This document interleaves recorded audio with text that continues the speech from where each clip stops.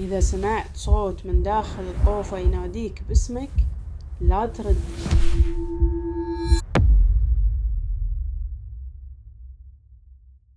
آخر الليل كل شي كان طبيعي. العائلة قاعدين بالصالة وكل واحد كان بروحه. ما كان في أي شي غريب بالبداية، إلين سمعت الأم صوت واحد يناديها باسمها. الصوت كان واضح بس مو من داخل البيت، كان جاي من داخل الطوفة. طنشت بالبداية بس الصوت رجع، نفس الصوت، صوت أبوها اللي توفى من سنين. بنفس الوقت البنت سمعت شي، واحد يقول لها تعالي تعالي. صوت يدتها، والصوت جاي من نفس المكان، من الطوفة. لما تجمعوا كل واحد فيهم كان يسمع صوت مختلف، بس كلهم نفس الشي، ناس ميتة. الأبو قرر يتأكد، قرب من الطوفة وطق عليها، وردت الطقة.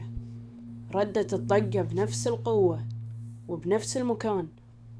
وقف مكانه لين سمع شي، سمع كلمة، شي ما حد غيره يعرفه، شي كان بينه وبين أخوه اللي توفى من سنين.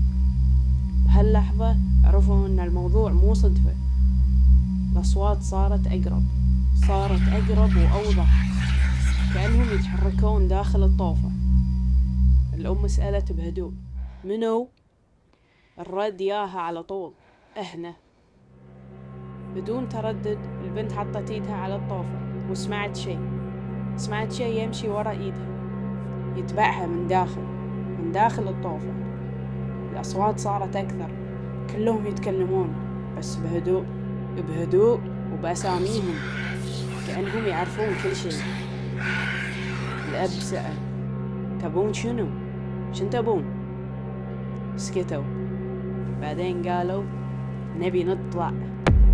من بعدها سكت كل شيء. البيت رجع هادي كأنه ما صار شيء. بس قبل لا ينتهي كل شيء سمعت طقة خفيفة من داخل الطوفة.